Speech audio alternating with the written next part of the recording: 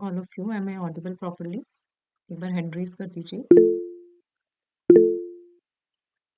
Done. ठीक है, आज से जो हम क्लास स्टार्ट कर रहे हैं वो स्टार्ट कर रहे हैं इंडियन लिमिटेशन एक्ट 1963। और कौन सा ऐसा एक्ट है जो 1963 में बना था, ये बता सकता है शिवानी मैम? कोई है ऐसा जो बता सकता है 1963 का ऐसा कौन सा एक्ट है? जनरली लिमिटेशन के साथ क्या पढ़ा जाता है, जैसे बोलते हैं ना, लिमिटेशन अलॉन्ग विद, कोई भी बता दीजिए। स्पेस के बता दी, कोई नहीं बोल रहा। स्पेसिफिक रिलीफ एक्ट 1963 भी पढ़ा जाता है। ठीक है, छोटे छोटे माइनर एक्ट्स है ये, लेकिन इनके अंदर जब हम बात करते हैं इनकी लैंग्वेज की, इंडियन लिमिटेशन एक्ट के जब लैंग्वेज की बात करते हैं, और यदि मान लीजिए हम एविडेंस की लैंग्वेज की बात करते हैं, और यदि मान लीजिए टीपीए की लैंग्वेज की बात करते हैं, ये छोटा सा एक्ट है, कितना बारीक सा, इसको देखेंगे तो मतलब 100 ग्राम का भी एक्ट नहीं होगा, लेकिन अंदर जो इनके लैंग्वेज लिखी हुई है उसके इंटरप्रिटेशन में इतना टाइम लग जाता है। तो हम क्यों पढ़ रहे हैं बेसिकली ये इंडियन लिमिटेशन एक्ट? पढ़ तो आप बेयर एक्ट से भी सकते हो, लेकिन उसकी जो लैंग्वेज लिखी हुई है, जिस तरीके से इसमें लैंग्वेज लिखी गई है, उसको हम इंटरप्रिटेशन करने की, भाई आपको, क्योंकि ये जो हम देखेंगे, जब हम सेंटेंस फ्रेमिंग देखेंगे तो इसके अंदर कहीं पे क्या रहता है, कहीं पे कॉमास नहीं रहते। ऐसा सेम टू सेम टीपीए में भी है कि कहीं पे सेंटेंस ही समझ में नहीं आ रहा कि किस तरीके से कहाँ पे सेंटेंस रुक रहा है, कहाँ पे फुल स्टॉप लग रहा है, ये सारी चीजें समझ में नहीं आती है। तो हम इसका इंटरप्रिटेशन करते करते, एक एक लाइन का इंटरप्रिटेशन करते हुए क्या पढ़ेंगे, इंडियन लिमिटेशन एक्ट पढ़ेंगे।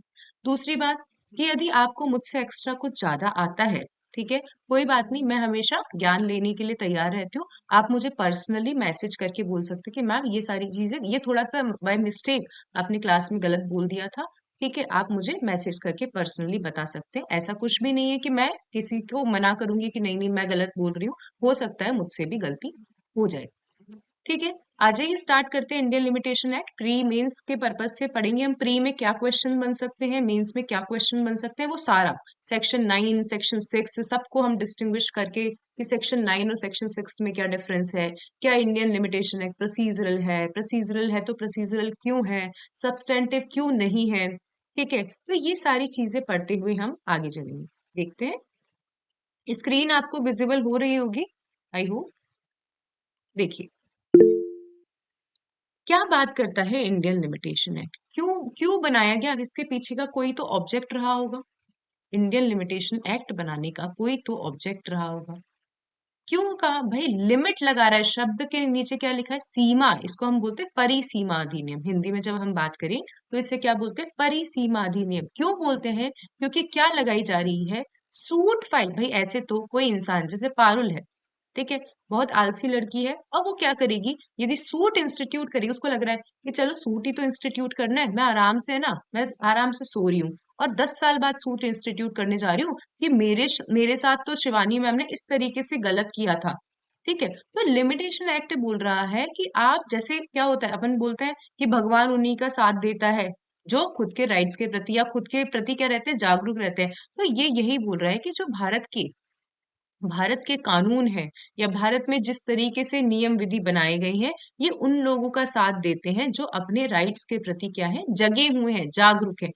इस मकसद से कि पारुल 10 साल तक सोती नहीं रहे, और फिर 10 साल बाद जाकर बोल रही है कि इन्होंने क्या किया, मेरे साथ में गलत किया, इन्होंने मेरे कॉन्ट्रैक्ट को ब्रीच किया। इस चीज को रोकने के लिए क्या बनाया गया इंडियन लिमिटेशन एक्ट 1963 बनाया गया। ठीक है, अब ऐसा नहीं है कि 1963 पहली बार आया था, क्या इससे पहले कानून नहीं थे, तो इससे पहले भी थे, 1877 में भी था। ठीक है, 1908 का, इससे पहले का जो था वो 1908 का था। आप ये चीज देखिए, 1963, मतलब 1963 में बनाया गया था। इतने साल, या 1908 में बनाया गया था, 1963 में भी काफी चीजें 1908 से ली गई है। इतने सालों के बाद भी आज तक, मतलब थोड़े बहुत मॉडिफिकेशन होते हैं, ज्यादा नहीं होते। कितना अच्छे तरीके से ये उस टाइम पे फ्रेम कर लिया गया होगा। ठीक है, इंडियन लिमिटेशन एक्ट क्यों, इसके दो नियम है कि क्यों बनाया गया, मतलब दो उद्देश्य बेसिकली, कि हर हर केस का क्या होना चाहिए, हर केस की एंडिंग होनी चाहिए। क्या होनी चाहिए, हर केस की एंडिंग होनी चाहिए। ये इंटरेस्ट किसके है, मतलब इंटरेस्ट ऑफ द स्टेट है, ये स्टेट के हित में है। स्टेट मतलब हमारा पर्टिकुलर, मेरा राजस्थान या आपका एमपी, इस तरीके का स्टेट नहीं, स्टेट मतलब पूरा संपूर्ण, मतलब स्टेट गवर्नमेंट सारे भारत के, उसके हित में है कि केस की क्या हो, एंडिंग हो। कभी आपसे ऑब्जेक्ट पूछा जा सकता है, क्या हो उसकी एंडिंग हो, और जो इंसान अपने राइट्स के प्रति जागरूक नहीं है, ठीक है, उसकी रेमेडी को बार कर दिया जाए। अब मैं आपको क्या बोलूंगी कि रेमेडी को बार कर दिया जाए, राइट्स को बार नहीं किया जाए, ये शब्द मैंने नहीं बोला। रेमेडी को बार किया जाए, ये हम आगे पढ़ेंगे कि क्यों मैंने स्पेसिफिकली ये शब्द बोला, कि उनकी रेमेडी को बार कर दिया जाए, ना कि राइट को बार किया जाए। अब आ जाइए, देखते हैं इंडियन लिमिटेशन एक्ट में कितने सेक्शन हैं, कितने शेड्यूल हैं। हम यहाँ पे एक शब्द यूज करते हैं, शेड्यूल, और कहाँ यूज करते हैं, कॉन्स्टिट्यूशन में। कॉन्स्टिट्यूशन में शेड्यूल है 12, और इंडियन लिमिटेशन एक्ट में भी शेड्यूल की बात की गई है। ठीक है, पीछे शेड्यूल बताता है कि इसमें ये नहीं बोलते कि सेक्शन नंबर 120 कि उसमें इतना टाइम पीरियड दे रखा है, ऐसे बोलते हैं शेड्यूल, आर्टिकल। ठीक है, पीछे क्या दे रखे हैं, आर्टिकल्स दे रखे हैं, आर्टिकल्स दे रखे हैं शेड्यूल के अंदर, कि भाई आर्टिकल नंबर 1, आर्टिकल नंबर 120, इस तरीके से दे रखा है। आ जाइए स्टार्ट करते हैं। कितने सेक्शन है इसके अंदर, सेक्शन है 32।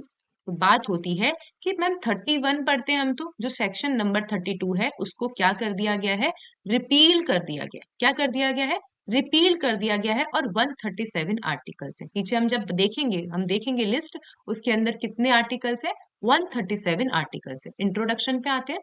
एक्ट नंबर 1963 का है 36 act number. Pre point of view से, प्री में कोई भी कुछ भी पूछ सकता है, आपको ये रटा रहना चाहिए कि एक्ट नंबर 36 है 1963 का। स्पेसिफिक रिलीफ है कौन से नंबर का एक्ट है, कोई भी हैंड रेज कर दीजिए जब हम पढ़ ही रहे हैं। और बताइए स्पेसिफिक रिलीफ एक्ट कौन से नंबर का एक्ट है 1963 का, 47। Act number 47। ठीक है, याद रहना चाहिए, इसमें थोड़ा सा कंफ्यूजन रहता है। एक्ट नंबर 36 तो क्या है, लिमिटेशन एक्ट है, और act number 47 specific relief act 1963। तो एक हमारा प्री का क्वेश्चन प्रिपेयर हो गया, एक्ट नंबर 36 ऐसे याद करते थे हम, 63 का 36। एनेक्टमेंट डेट और कम इन फोर्स, कई बार मैं बताती हूँ एनेक्टमेंट डेट क्या होती है। जैसे जो हमारे नए कानून आए हैं उनकी एनेक्टमेंट डेट क्या है, क्या है उनकी एनेक्टमेंट डेट, कोई भी बता दीजिए। कौन, बीएसए, बीएनएसएस? 31 दिसंबर मैम।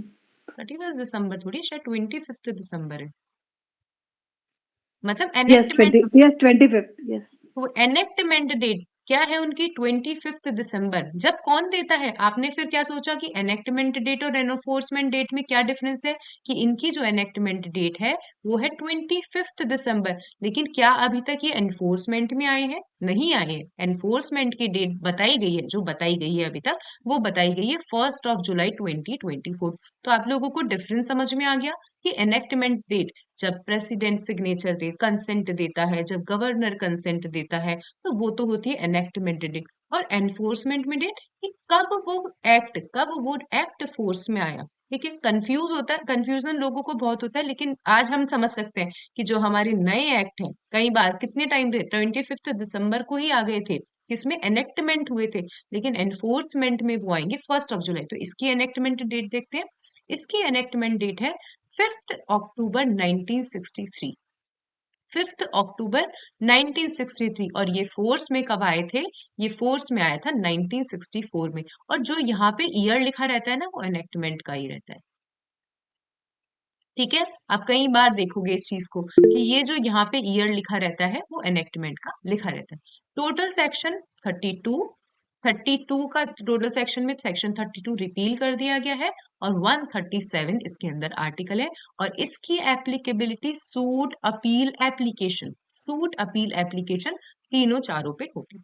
ठीक है, तीनों पे होती है। क्या क्या याद करा, जल्दी से रिवाइज करो। 36 of 1963, enactment date 5th October 1963, enforcement date 1st January 1964, 1st January 1964।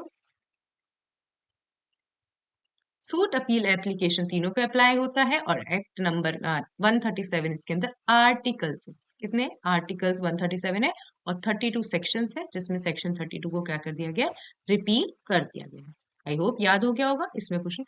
अब आते हैं हम कैरेक्टरिस्टिक्स कि क्या विशेषता है इंडियन लिमिटेशन एक्ट 1963 की। क्या इससे पहले कोई एक्ट नहीं था? तो सारी चीजें पढ़ते हैं। देखो, इसको पढ़ने से पहले दो तीन चीजें हम पढ़ते हैं। एक होता है प्रोसीजरल लॉ और एक होता है सब्सटेंटिव लॉस। अब सब्सटेंटिव नाम से ही पता चल रहा है कि कुछ ना कुछ तो ये बता रहा है। ठीक है, क्या बता रहा है? अधिकार बता रहा है किसी पार्टी के। ठीक है, लाइबिलिटीज बता रहा है किसी पार्टी की, किसी को एक्सप्लेन कर रहा है कुछ चीजें। ठीक है, तो ये सब्सटेंटिव लॉज क्या होंगे? जैसे for example Indian penal code, कहीं ना कहीं वो एक्सप्लेन करता है चीजों को। और प्रोसीजरल लॉ क्या होंगे? जो प्रोसीजर बताते हैं कि भाई आपको इतने टाइम के अंदर यहाँ जाना पड़ेगा, आपको यहाँ मतलब इतना ये प्रोसीजर है, कोर्ट का ये प्रोसीजर है, आपको ये प्रक्रिया पूरी करनी पड़ेगी। कौन कौन से होते हैं प्रोसीजर लॉ?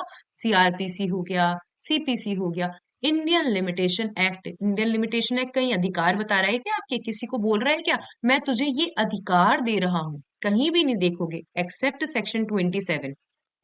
सेक्शन जो 27 है उसके अंदर सब्सटेंटिव चीजें बताई, मतलब किसी के अधिकारों को खत्म किया गया है। तो जो इंडियन लिमिटेशन एक्ट है वो कौन सा लॉ है? प्रोसीजरल लॉ है। प्रोसीजरल लॉ है, लेकिन सेक्शन नंबर 27 उसके अंदर दो बातें की गई है, procedural as well as substantive.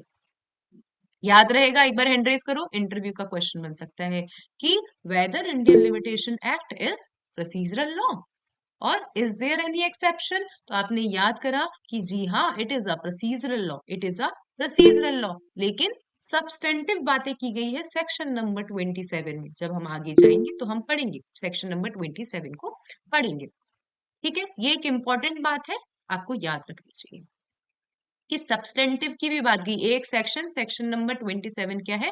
Substantive section, substantive section. कोई बताएगा इंडियन एविडेंस एक्ट कौन सा एक्ट, कौन सा लॉ है? इंडियन एविडेंस एक्ट प्रोसीजरल है कि सब्सटेंटिव है? कोई भी बता दीजिए। Gauransh, Indian evidence act procedural law है या सब्सटेंटिव लॉ है? मैम प्रोसीजर लॉ है। उसके अंदर कहाँ है लेकिन सब्सटेंटिव की बातें? आइडिया नहीं है मैम। किसी को idea? Indian evidence act is a procedural law. Anukriti, yes ma'am, जो स्टॉपल के जो सेक्शंस हैं 115, 115 से 116, 117 तक। ये बातें करते हैं किसकी? Substantive law. याद रहेगा, इसकी भी एक चीज है, सीख के हर चीज, हर इंसान से हर चीजें क्या लेनी चाहिए, सीखनी चाहिए। आपको वैसे पता होगा लेकिन नहीं बोल पाए कि Indian evidence act is a procedural law, लेकिन जो बातें की गई है ये 115 से क्या करते हैं? एस्टोपल में क्या करते हैं? एस्टोपल में बोल रहा है कि भाई आपने जो बात कह दी, आप आगे उस चीज से मुकर नहीं सकते, आपके अधिकार को खत्म कर रहा है। इसलिए एस्टोपल क्या है? एस्टोपल एक तरीके का सब्सटेंटिव लॉ है। ठीक है, अब आओ, अब आते हैं लेक्स फोरी और लेक्स लूसी। लेक्स फोरी और लेक्स लूसी, तो जो भी ज्यादातर मोस्टली 99% जो प्रोसीजरल लॉ होते हैं ना, वो होते हैं लेक्स फोरी अकॉर्डिंग टू फोरम। मतलब कोर्ट में जो प्रोसीडिंग चल रही है, जहां वो सूट इंस्टीट्यूट हुआ है, वहां के लॉज लगेंगे। मैंने क्या कहा कि जिस फोरम में वो सूट इंस्टीट्यूट हुआ है वहां के लॉज लगेंगे। तो लेक्स फोरी होता है अकॉर्डिंग टू द फोरम। तो इंडियन लिमिटेशन एक्ट प्रोसीजरल क्या है और साथ साथ में लेक्स फोरी है। क्या है? तो ये प्री का कम से कम 7वां 8वां क्वेश्चन तैयार हो गया होगा। ठीक है, आपने सारे एनेक्ट पढ़ा, इनफोर्स पढ़ा, कहाँ अप्लाई होता है ये पढ़ा, प्रोसीजरल लॉ है ये पढ़ा, क्यों है ये भी पढ़ाया मैंने, और लेक्स फोरी की प्रोसीजरल लॉ होते हैं वो अकॉर्डिंग टू द फोरम होते हैं। तो ये एक तरीके का लेक्स फोरी लॉ है। अब ये क्वेश्चन बन सकता है कि क्या 1963 से पहले नहीं था? मैंने बताया जो लास्ट वाला था वो 1908 था। 1908 था, इसे थर्ड लॉ कमीशन के द्वारा रिपील कर दिया गया और 1963 आया। और क्या पूछ सकते हैं आपसे इंडियन लिमिटेशन एक्ट में? Whether it is apply on civil proceeding और क्रिमिनल प्रोसीडिंग। किसी के पास आंसर है कि इंडियन लिमिटेशन एक्ट किस प्रोसीडिंग्स पे अप्लाई होता है? सिविल प्रोसीडिंग्स पे अप्लाई होता है या क्रिमिनल प्रोसीडिंग्स पे अप्लाई होता है? कोई भी बता दीजिए। वृद्धि, एनी आइडिया? मैम दोनों पे होता है। दोनों पे होता है तो रीजन भी बताइए। दोनों पे कहाँ? हम तो देखते हैं सिविल प्रोसीडिंग्स पे होता है। मैम जैसे क्रिमिनल में अपील सिविल में अपील होती है, उसकी भी लिमिटेशन होती है कि कितने टाइम में अपील की जाएगी, हम्म। और क्रिमिनल में भी अपील एंड वो होती है। जब हम बात करते हैं सिविल प्रोसीडिंग की तो ये क्या बात कर रहा है? Suits, appeal, application. Suits, appeal, application, ये तीनों पे अप्लाई होता है। लेकिन जब हम बात करते हैं जैसे कुछ भी क्रिमिनल प्रोसीडिंग, तो हम जब पीछे जाएंगे, आर्टिकल देखने जाएंगे, तो पीछे अब ये अपील में लिख रखा है कि डेथ हो तो कितने टाइम पे जा सकते हैं हाई कोर्ट में। ठीक है, तो जो इंडियन लिमिटेशन एक्ट है वो civil as well as criminal दोनों प्रोसीडिंग्स पे अप्लाई होता है। ठीक है, civil as well as criminal दोनों प्रोसीडिंग्स पे अप्लाई होता है। एक बार हैंड रेज कर दो। लेकिन क्रिमिनल में वेरी मतलब बहुत बहुत ये संकुचित वे में, लाइक अपील पे। और यदि हमें कॉग्निजेंस देखना है, सूट का कॉग्निजेंस देखना है हमें, तो कहाँ अप्लाई होगा वो? सूट का यदि हमें कॉग्निजेंस देखना है तो वो कहाँ अप्लाई होगा?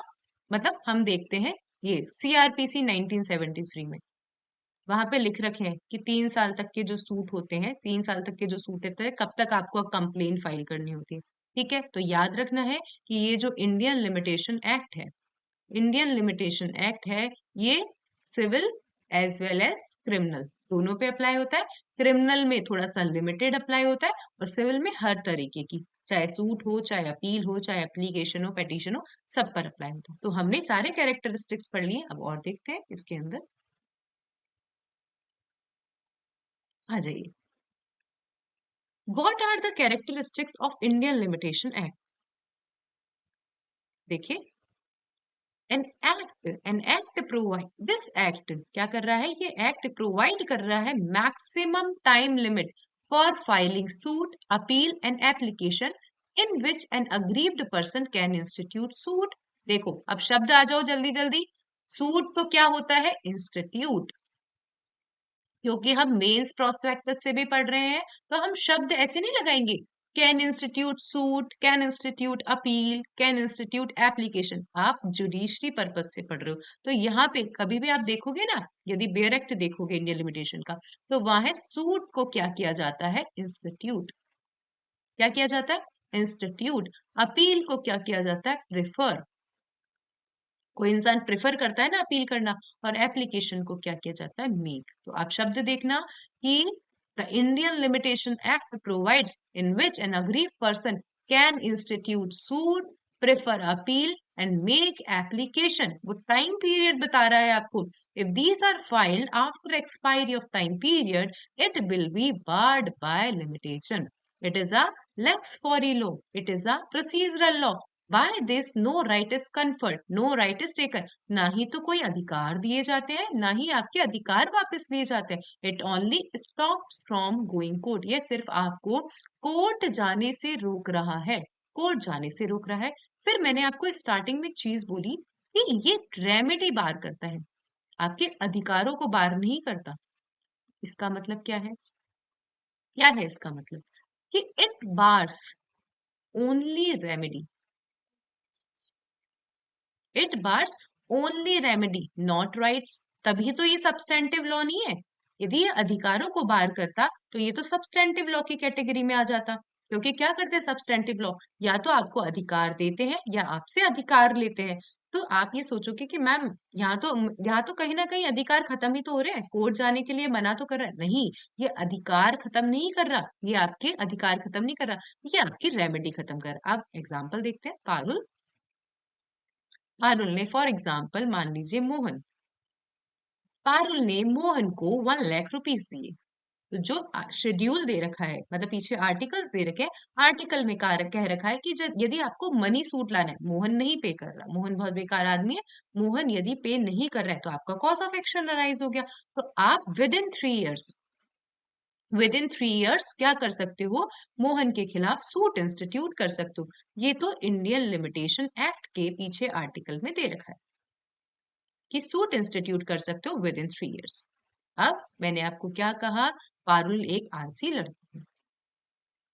क्या है पारुल? एक आलसी लड़की है। ये विद इन 3 years जाकर सूट इंस्टीट्यूट नहीं कर रही है, नहीं कर रही है। एक चीज आप मुझे बताओ, तो ये तो सेक्शन 3, मतलब जब हम इंडियन लिमिटेशन एक्ट का सेक्शन 3 कहेंगे, उससे यदि पारुल 3 साल 4 दिन में जाती है, तो कोर्ट बोलेगा कि भाई आप क्या हो, आपका सूट जो प्लेन्ड है वो रिजेक्ट किया जाता है, रिजेक्ट किया जाता है। ये जो ऑर्डर 7 रूल 11 के अंदर आपका प्लेन रिजेक्ट किया जाता है, क्योंकि आप तो लिमिटेशन के बाद आए हो, लिमिटेशन के बाद आए हो। तो ठीक है, पारुल सोची यार मेरे 1 लाख का नुकसान हो गया, मैं कैसे इससे रिकवर करूंगी? तो ये क्या जो सेक्शन है ये सिर्फ आपको रोक रहा है, आप कोर्ट नहीं जा सकते, आप कोर्ट नहीं जा सकते। लेकिन मोहन को पटा सकती है। मेरे कोई 1 लाख रुपए, ऐसा तो नहीं है कि मैंने मेरे 1 लाख रुपए मैंने दिए वो पूरे ही खत्म हो गए। मोहन को बोल सकती है कि भाई मैं कोर्ट नहीं जा सकती, लेकिन मैं पर्सनल तरीके से तो इससे क्या कर सकती हूँ, पैसे रिकवर करवा सकती हूँ, मैं मेरे भाइयों को भेज दूंगी। ठीक है, बस कोर्ट नहीं जा सकती मैं। ये मेरे कोर्ट जाने की जो रेमेडी है, ये जो मेरी कोर्ट जाने की रेमेडी है, उपचार है, उसको खत्म कर रहा है। मेरे 1 लाख रुपए तो अभी भी लेना बनता है ना मोहन से, तो ये मेरे राइट्स को खत्म नहीं कर रहा। मैं नॉन जुडिशियल तरीके से क्या कर सकती हूँ, इससे 1 लाख रुपए रिकवर कर सकती हूँ। एक बार हैंड रेज कर दीजिए। Indian limitation act bars only remedy, not the rights of the person. सबके सब हैंड रेज कर दीजिए जो भी क्लास में, यदि समझ में आ गया हो कि ये रेमेडी को बार करता है, लेकिन आपके अधिकारों को खत्म नहीं करता। आपको 1 लाख रुपए अभी भी लेना बनता है। ऐसे थोड़ी कि 1 लाख रुपए दे रखे और मैं, मतलब कोर्ट नहीं पहुंचे, कोर्ट नहीं पहुंचे तो आपके बार हो जाएंगे, जी नहीं, ऐसा नहीं। पढ़ते हैं, आ जाइए। Limitation stops only remedy, not right. That is, a person can have remedy by extrajudicial manner. Supreme Court में पंजाब नेशनल बैंक वर्सेस सुरेंद्र प्रसाद सिन्हा में कहा था, the rule of limitation are not meant to destroy the rights of the parties. Section 3 only bars the remedy but does not destroy the right which the remedy relates to. और Bombay dyeing versus manufacturing versus state of Bombay में कहा था, that the statute of limitation only bars the remedy but does not extinguish the debt. और मैं कई बार बता चुकी हूँ अभी लास्ट आधे घंटे में, आधे घंटे के जो भी 20 मिनट में, कि इस सेक्शन का जो एक्सेप्शन है, मतलब ये जो बात है एक्सेप्शन है, इसका बात है सेक्शन नंबर 27, ये इसका एक्सेप्शन है, क्योंकि ये remedy as well as rights भी बार कर देता है। सेक्शन 27 आपकी रेमेडी खत्म करता है और आपके राइट्स भी क्या कर देता है, बार कर देता है, खत्म बिल्कुल। आपको किसी भी तरह आपके 1 लाख रुपए ना तो आपको कोर्ट जाकर मिलेंगे, ना आपको एडिशनल तरीके से मिलेंगे। इस सेक्शन का मतलब इस लाइन का जो एक्सेप्शन है वो है section number 27। It applies on both civil और criminal matters. It applies both civil and criminal matter. Civil matter में पढ़ चुके हम suit, appeal, application. Criminal matter में अपील एंड एप्लीकेशन पे अप्लाई होता है। यदि हमें किसी केस का कॉग्निजेंस लेना है तो हमें सीआरपीसी 1973 में देखना पड़ेगा इसको। ठीक है, before this limitation act 1908 which was repealed by third law commission, limitation act exhaustive है। क्या है? एग्जॉस्टिव है। ठीक है, तो जिन मैटर्स में ये डील करता है, मतलब जो पीछे लिख दिए ना इन्होंने, जो सेक्शन 1 से लेकर 32 लिख दिए, ठीक है, और जो पीछे शेड्यूल में आर्टिकल्स लिख दिए, तो जिन मैटर्स में ये डील करता है उन मैटर्स में क्या है, इंडियन लिमिटेशन एक्ट एग्जॉस्टिव है, एग्जॉस्टिव है। बाकी अब एक चीज पूछी जा सकती है, कि क्या पूछा जा सकता है, कि पारुल और मोहन फ्रेंड्स हैं। ये बोल रहा है मोहन कि यार एक काम कर, मैं पैसे नहीं दूं ना, तू मेरे साथ में एक एग्रीमेंट कर ले। भाई एग्रीमेंट तो कर सकते हैं, तू मेरे साथ में एक एग्रीमेंट कर ले कि तू मेरे खिलाफ सूट लगाएगी 5 साल के अंदर।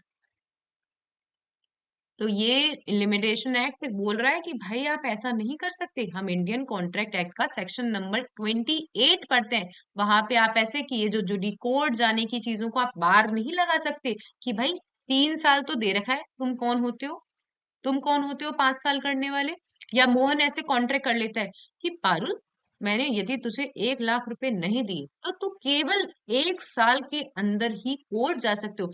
नहीं, through contract you cannot extend or you cannot reduce the limitation period. आप ना ही लिमिटेशन पीरियड को बढ़ा सकते हो कॉन्ट्रैक्ट के एग्रीमेंट के थ्रू। वैसे कॉन्ट्रैक्ट तो बनेगा ही नहीं, ये तो एग्रीमेंट बनेगा। क्या बोला मैंने शब्द, या वो आपको एक बहुत एक्सटेंडेड वर्जन है कि ये कॉन्ट्रैक्ट क्यों नहीं बना। यहाँ पे आपको याद रखना है ये एग्रीमेंट ही रहा। मैंने क्या कहा, मैंने कहा कि 5 साल के अंदर आप क्या कर सकते हो, मतलब ये 3 साल के अंदर नहीं, तुम एक काम करना 5 साल के अंदर सूट इंस्टीट्यूट कर देना। तो ये एग्रीमेंट है, ये कॉन्ट्रैक्ट नहीं है। क्यों नहीं है कॉन्ट्रैक्ट, कोई भी अनुकृति आपको आइडिया है, ये कॉन्ट्रैक्ट क्यों नहीं बना? मैम क्योंकि कॉन्ट्रैक्ट एक्ट में ये दे रखा है कि कोई भी जो प्रोसीडिंग है in restraint of proceedings, legal proceeding वो वॉइड है। वॉइड है। और क्या होता है, सब लोगों को समझ में आया कि ये जो लाइन मैंने बोली कि आप मेरे खिलाफ 5 साल के अंदर सूट इंस्टीट्यूट कर सकते हो, या आप मेरे खिलाफ केवल 1 साल के अंदर सूट इंस्टीट्यूट कर सकते हो, ये एक तरीके का कॉन्ट्रैक्ट नहीं है। क्योंकि कॉन्ट्रैक्ट की डेफिनेशन क्या होती है, कॉन्ट्रैक्ट की डेफिनेशन क्या होती है, agreements which is enforceable by law, which is enforceable by law। तो ये जो मैंने बोला बी मोहन ने कि तू मेरे खिलाफ केवल 1 साल के अंदर ही सूट इंस्टीट्यूट कर सकती है, तो क्या ये एग्रीमेंट एनफोर्सेबल बाय लॉ है? नहीं, ये एनफोर्सेबल बाय लॉ है। तो ये एग्रीमेंट कॉन्ट्रैक्ट बना ही नहीं, ये एग्रीमेंट एग्रीमेंट ही रह गया। ठीक है, तो जब हम इंडियन कॉन्ट्रैक्ट एक्ट पढ़ते हैं तो मैं आपको बता रही हूँ उसमें एक एक शब्द, आप यदि अंदर से डिटेल में, सबको ऐसा लगता है कि यदि किसी ने एलएलबी करी है या किसी ने 1-2 बार इंडियन कॉन्ट्रैक्ट एक्ट पढ़ लिया, यदि आप उनके एक एक शब्द पढ़ोगे ना, एक एक शब्द, तो वहां पे स्पेसिफिकली जहां पे उस बुक को लिखना चाहिए ना कॉन्ट्रैक्ट, वहां उस बुक ने लिख रखा है कॉन्ट्रैक्ट, तो जहां पे उस बुक को लिखना चाहिए एग्रीमेंट। ये सब लोग ये सब चीजें ना मेंस लिखते टाइम भूल जाते हैं हम। ठीक है, तो मैंने आपको इसलिए बताया कि वो एग्रीमेंट कॉन्ट्रैक्ट बना ही नहीं वो, इसलिए यहाँ पे है एग्रीमेंट। और सेक्शन 28 क्या बोलता है, लीगल प्रोसीडिंग में जो भी चीजें हैं उनको रेस्ट्रेंट वगैरह नहीं कर सकते हो आप। तो मैंने आपको बताया, पढ़ते हैं कि it it not extended by analogy ordinarily, this act applies only to civil case, ये हम पढ़ चुके, छोड़ो। कॉन्करेंट लिस्ट में है, कॉन्करेंट लिस्ट में है entry number 13, parliament as well as legislature क्या बना सकती है, like state and centre both can make law regarding this. By mutual agreements, it cannot be removed. Neither time can be extended. If done, it would be void. Section number 28 Indian Contract Act. ना ही time को extend किया जा सकता है, ना ही time को खत्म किया जा सकता है, रिमूव नहीं किया जा सकता। भाई तू मेरे खिलाफ सूट नहीं ला सकती, ऐसे भी नहीं कह सकते। Limitation does not bar defence. ठीक है, the bar of limitation does not stand in the way of defence. किसको लाना होता है, प्लेंटिफ को लाना होता है।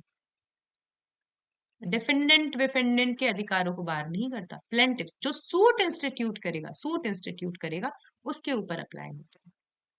आ जाइए, बेस्ड ऑन टू मैक्सिम्स, इंटरेस्ट पब्लिका ut sit finis litium, which means that in the interest of the states as a whole there should be limit to litigation, कि ये किसके, स्टेट के हित में है कि जो लिटिगेशन है उस पे क्या होनी चाहिए, लिमिट होनी चाहिए।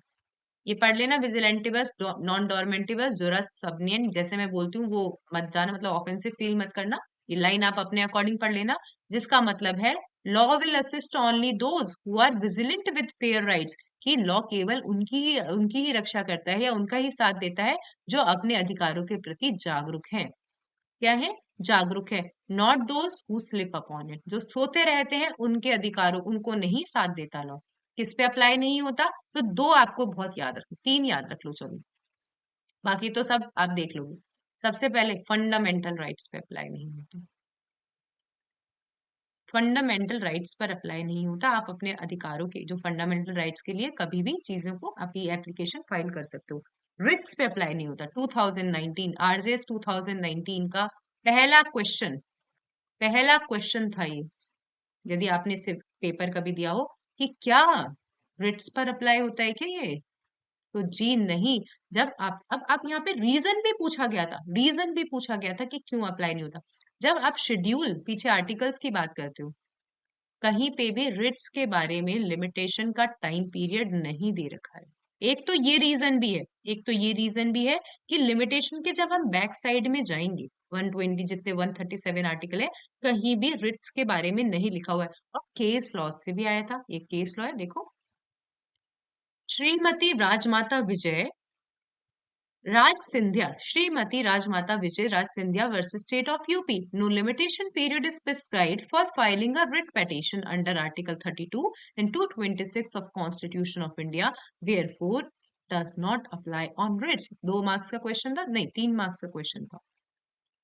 और आप नहीं मानोगे, नहीं मानोगे, जिससे भी पूछो, मतलब मेरे हिसाब से 90% बच्चे इस क्वेश्चन का आंसर गलत देकर आए। ठीक है, और डिफेंडेंट पे अप्लाई नहीं होता, हमने पहले ही देख लिया। किसकी किसकी जिम्मेदारी है सूट टाइम पे लगाना? प्लेंटिफ की जिम्मेदारी है। या रिस्पोंडेंट पे अप्लाई नहीं होता, किसकी जिम्मेदारी है? एप्लीकेंट, जो अपील लगा रहा है, अपीलांट की जिम्मेदारी है। और एप्लीकेंट में भी एप्लीकेंट की जिम्मेदारी है एप्लीकेशन टाइम पे मेक करना। ठीक है, सूट इंस्टीट्यूट करना, याद रखो, क्लास कंटिन्यू करो या नहीं करो, सूट इंस्टीट्यूट होता है, अपील प्रेफर होती है, और एप्लीकेशन को लगाया जाता है, मेक किया जाता है। ठीक है, जल्दी से स्क्रीन शेयर कर रही हूँ, 1 मिनट के अंदर आप लोग क्या करो, इनको देखो। जहां से हमने पढ़ना स्टार्ट किया, जब आपका एक पेज कंप्लीट हो जाए तो एक बार हैंड रेज कर देना। ठीक है, 9:36 मतलब 9:40 तक का टाइम दे रहे हो। जो भी आपने ये जो स्क्रीन है इसको पढ़िए आप। 9:40 पे दोबारा क्लास स्टार्ट करूंगी, एक बार हैंड रेज कर देना। और नेक्स्ट मतलब यदि आई होप आपने अच्छे से पढ़ लिया होगा। देखिए, अब हम क्या करते हैं, स्टार्ट करते हैं एक चीज। हेलो, एक सेकंड। हेलो, हाँ,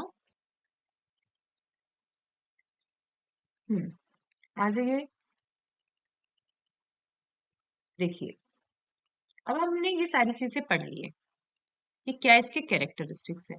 तो अब आ जाइए, प्रियम्बल पढ़ते हैं। और कई बार मैं बता चुकी हूँ कि प्रियम्बल जब पढ़ा जाता है तो प्रियम्बल को ध्यान रखा जाता है कि क्या यहाँ पे, मतलब इससे पहले कोई एक्ट था क्या। तो इससे पहले 1908 था, तो इन्होंने क्या कहा कि जो भी, या 1877 था, कि जो भी अच्छी अच्छी बातें हैं, जो भी अच्छी अच्छी बातें हैं, उनको तो हमने क्या कर लिया, कंसोलिडेट कर लिया है। क्या कर लिया है?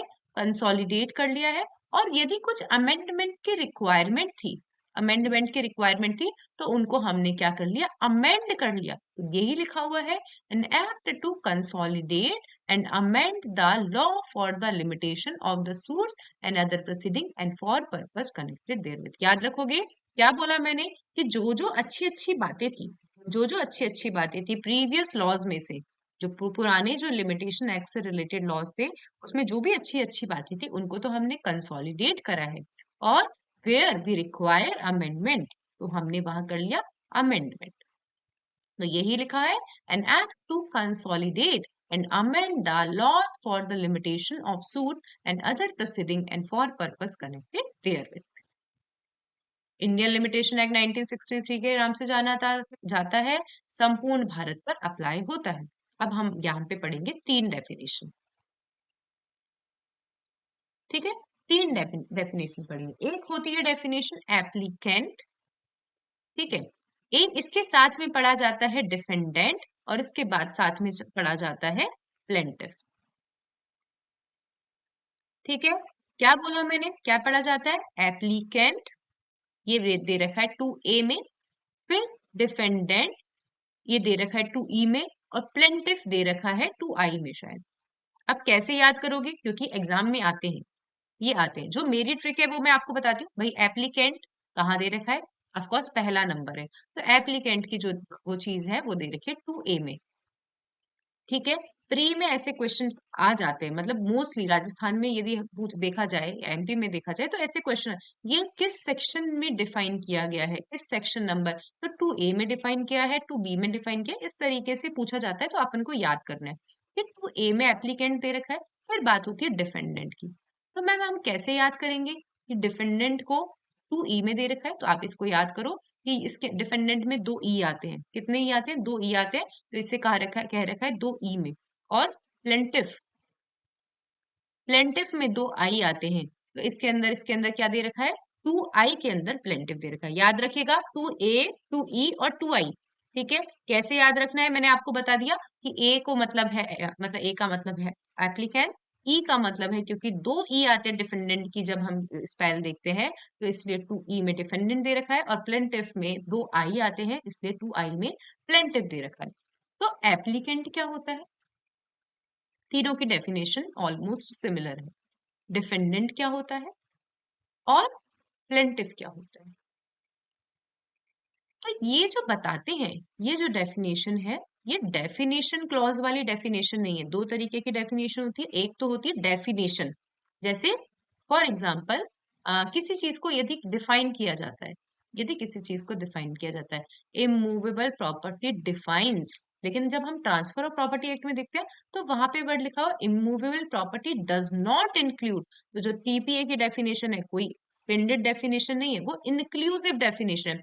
तो जब हम यहाँ पे तीन डेफिनेशन देखेंगे, इसके अंदर इंक्लूड्स वर्ड दे रखा है ना कि डिफाइंस।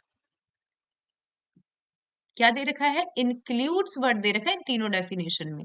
डिफाइंस, इंक्लूड्स का मतलब कि जो एप्लीकेंट है वो तो एप्लीकेंट है ही, जो डिफेंडेंट है वो डिफेंडेंट है ही, जो प्लेंटिफ है वो प्लेंटिफ है ही, लेकिन इसके अंदर साथ साथ क्या क्या चीजें इंक्लूडेड है तो देखते हैं क्या क्या चीजें इंक्लूडेड है। सबसे पहले आती है एप्लीकेंट। पूरी डेफिनेशन इंपॉर्टेंट है, चाहे वो एसआरए की डेफिनेशन हो चाहे वो इंडियन लिमिटेशन एक्ट की डेफिनेशन हो, एक एक चीजें इंपॉर्टेंट है इसके अंदर। एप्लीकेंट का मतलब, एप्लीकेंट का मतलब एप्लीकेंट तो है ही, लेकिन क्या इंक्लूड करता है? क्या इंक्लूड करता है? पेटिशनर, जो पेटिशन लगा रहा है उसे भी एप्लीकेंट की कैटेगरी में रखा गया है। फिर बोला any person from or through whom an applicant derives his right to apply. क्या मतलब हुआ मैम इसका? मैंने कहा कि एप्लीकेंट के अंदर पेटिशनर तो इंक्लूड है। अब कभी कभी आप लोगों ने देखा है रिप्रेजेंटेटिव सूट लगता है, रिप्रेजेंटेटिव भी मत मानिए, मान लीजिए पारुल के बिहाफ पर कौन सूट इंस्टीट्यूट कर रहा है? मोहन सूट इंस्टीट्यूट कर रहा है। तो मैंने पारुल से अधिकार लिए हैं सूट इंस्टीट्यूट करने के लिए, वहां पे शब्द लिखा from or through whom, from or through whom right derives from the applicant. मैंने क्या करा है? पारुल से अधिकार लिए। तो मोहन भी एप्लीकेंट की कैटेगरी में आता है। अब आप यदि सेंटेंस पढ़ोगे तो समझ में आ जाएगा। देखिए, any person from or through whom an applicant derives his right to apply। समझ रहे हो कि देखना, एप्लीकेंट इंक्लूड्स petitioner। फिर बोला any person through whom applicant derives his right। Application कौन लगा रहा है? his right। एप्लीकेशन कौन लगा रहा है यहाँ पे? मोहन। तो मोहन तो एप्लीकेंट है ही, मोहन तो एप्लीकेंट है ही, लेकिन किससे इसने अधिकार लिए हैं एप्लीकेशन लगाने के? पारुल से अधिकार लिए हैं। तो यहाँ पर पारुल भी एप्लीकेंट की कैटेगरी में आएगी। एक बार हैंड रेज करो सब लोग, गौरांश, किरण, अनुकृति, प्रीति मैम, समझ में आया? सेकंड शब्द को आप जब लाइन को समझोगे कि एनी पर्सन, कि एनी, ये एनी पर्सन भी एप्लीकेंट की कैटेगरी में आएगा। ये एनी पर्सन मतलब पारुल सूट नहीं लगा रही है, लगा पारुल नहीं रही है, लगा तो मोहन रहा है, लेकिन उसने अधिकार किससे लिए? एप्लीकेशन लगाने के, एप्लीकेशन लगाने के, वो लिए हैं पारुल से। तो any person through whom applicant derives his right to apply. पढ़िए, एनी पर्सन मतलब पारुल, इसको भी एप्लीकेंट की कैटेगरी में डाला है। From or through whom an applicant derives his right apply. फिर एक और आओ, पारुल का, पारुल की प्रॉपर्टी है। पारुल की प्रॉपर्टी, पारुल ने मोहन को ट्रस्ट पे दी है, पारुल ने मोहन को ट्रस्ट पे दी है। ठीक है, या मोहन पारुल का एलआर है। ठीक है, या मोहन पारुल का रिप्रेजेंटेटिव है। एलआर और रिप्रेजेंटेटिव दोनों अलग अलग चीजें होती है। मोहन या तो ट्रस्टी है, या एलआर है, या क्या है? रिप्रेजेंटेटिव है। मोहन तो एप्लीकेंट की कैटेगरी में आ रहा है, मतलब मोहन यदि पारुल के बिहाफ पर सूट इंस्टीट्यूट कर रहा है तो मोहन तो एप्लीकेंट की कैटेगरी में आ ही रहा है, लेकिन पारुल भी एप्लीकेंट की कैटेगरी में आएगी क्योंकि पारुल को रिप्रेजेंट कर रहा है मोहन। पढ़ो, any person whose estate is represented by the applicant. तो एप्लीकेंट तो मोहन तो है ही, लेकिन किसकी एस्टेट को रिप्रेजेंट कर रहा है? वो पारुल की एस्टेट को रिप्रेजेंट कर रहा है, as an executor, as an administrator or as an representative. तो समझ में आया, एप्लीकेंट इंक्लूड्स पेटिशनर, ठीक है, applicant includes such person from whom the applicant derives his right। तो ये सच पर्सन भी एप्लीकेंट की कैटेगरी में आता है, और सच पर्सन या any person whose estate is represented by the applicant as an administrator, as an representative और as an executor। उल्ट कर मतलब हैंड रेज कर दीजिए, समझ में आया? डेफिनेशन की एक एक पॉइंट याद रखना है, या एक बार सब हैंड रेज कर दीजिए यदि समझ में नहीं आया, माइक ऑन कर लीजिए यदि समझ में नहीं आया हो। ठीक है, मैंने याद कराया है आपको, तो आप अब बात करते हैं डिफेंडेंट। डिफेंडेंट, टू ई डिफेंडेंट। तो डिफेंडेंट का मतलब डिफेंडेंट तो है ही, पेटिशनर तो इसके अंदर आएगा नहीं, फिर डिफेंडेंट का मतलब और क्या है? फॉर एग्जाम्पल पारुल डिफेंडेंट, मतलब क्या है? पारुल एक लड़की है, उसको मोहन डिफेंड कर रहा है, तो मोहन तो है ही डिफेंडेंट, लेकिन पारुल से उसने अधिकार लिया है डिफेंड करने का, तो पारुल भी डिफेंडेंट की कैटेगरी में आएगी। समझ में आया मैंने क्या बोला? मैंने क्या बोला? जैसे हमने प्लेंटिफ में बोला था कि वो एप्लीकेंट में बोला था कि मोहन तो पारुल को डिफेंड कर रहा है, वो तो अलग है, लेकिन किसने अधिकार दिया है मोहन को डिफेंड करने का? पारुल ने अधिकार दिया है, तो पारुल भी डिफेंडेंट की कैटेगरी में आई। ऑन बिहाफ ऑफ पारुल, क्योंकि मोहन ने पारुल से अधिकार लिए हैं, तो पारुल क्या आएगी? डिफेंडेंट की कैटेगरी में। और सेम यदि पारुल को डिफेंड कर रहा है मोहन, किस बिहाफ पर? क्योंकि वो पारुल का हो सकता है ट्रस्टी हो, पारुल का एग्जीक्यूटर हो, पारुल का रिप्रेजेंटेटिव हो, तो मोहन तो है डिफेंडेंट, लेकिन पारुल की प्रॉपर्टी को वो क्या कर रहा है? रिप्रेजेंट कर रहा है, तो पारुल भी डिफेंडेंट की कैटेगरी में आएगी। पढ़ते हैं, डिफेंडेंट। अब डिफेंडेंट इंक्लूड्स, यहाँ पे डिफाइन नहीं है, includes any person from or through whom a defendant derives his liability to be sued। कि मोहन तो है ही डिफेंडेंट, लेकिन जिसके जिसके थ्रू उसने, अब उसके पारुल के थ्रू उसने लाइबिलिटी, पारुल आई है ना डिफेंड करने, मतलब पारुल तो है नहीं, पारुल ने मोहन को खड़ा कर दिया डिफेंड करने के लिए, तो पारुल ने अपनी लाइबिलिटीज टू बी स्यूड करने के लिए किसको दे दिए? मोहन को दे दिए, तो यहाँ पे पारुल भी क्या है? डिफेंडेंट की कैटेगरी में आएगी। और next, any person whose estate is represented by the defendant as executor, administer or other representative. Same to same definition दे रखी है प्लेंटिफ में। प्लेंटिफ का मतलब, वहां तो वर्ड दोनों सेम, वहां तो एप्लीकेंट था, तो यहाँ पे प्लेंटिफ है कि जो सूट इंस्टीट्यूट कर रहा है। कौन सूट इंस्टीट्यूट कर रहा है? मोहन। तो मोहन तो प्लेंटिफ है ही, मोहन तो प्लेंटिफ है ही, लेकिन इसने सूट इंस्टीट्यूट करने के अधिकार किससे लिए हैं? पारुल से लिए, तो पारुल को भी प्लेंटिफ की कैटेगरी में रखा जाएगा। और अगेन, मोहन तो प्लेंटिफ है ही, लेकिन ये किसकी एस्टेट को रिप्रेजेंट कर रहा है? किसकी संपत्ति को रिप्रेजेंट कर रहा है? पारुल की संपत्ति को, तो पारुल को भी प्लेंटिफ की कैटेगरी में रखा जाएगा। पढ़ते हैं, Plaintiff includes any person from or through whom a plaintiff derives his right to sue, or any person whose estate is represented by the plaintiff as executor, administrator or other representative। And I hope मैंने आपको तीनों की definition exam में पूछी जा सकती है, तीनों की डेफिनेशन अच्छे से याद करा दी होगी। याद रखोगे whose, through whom the rights is derived, और whose estate is represented by the another person। तो ये दोनों दोनों आपको शब्द याद रखोगे तो आप आराम से इन तीनों की डेफिनेशन लिख सकते हो। याद हो गई तीनों की डेफिनेशन? एंट्रीज कर दीजिए एक बार तीनों की डेफिनेशन, अभी बेरेक्ट से पढ़ लोगे 1 मिनट के अंदर याद हो जाएंगे। ठीक है, हमारा काम याद करते हुए आगे जाना है। हमको अभी कोर्ट में लड़ाई नहीं करनी है, कोर्ट में हम केस लड़ने के लिए नहीं पढ़ रहे, हम जुडिशरी का एग्जाम लड़ने के लिए पढ़ रहे हैं। ठीक है, एग्जाम पास करने के लिए पढ़ रहे हैं। ठीक है, बाकी की क्लास कल कंटिन्यू करेंगे। एक ही डेमो क्लास थी, क्योंकि 8 या 9 दिन में तो ये लिमिटेशन एक्ट पूरा खत्म हो जाएगा, तो इससे ज्यादा मैं डेमो नहीं दे सकती। यदि आपको कंटिन्यू करना है तो एक बार मुझे मैसेज कर दीजिएगा पर्सनल मैसेज। ठीक है, thank you. Thank you, ma'am. Thank you so much.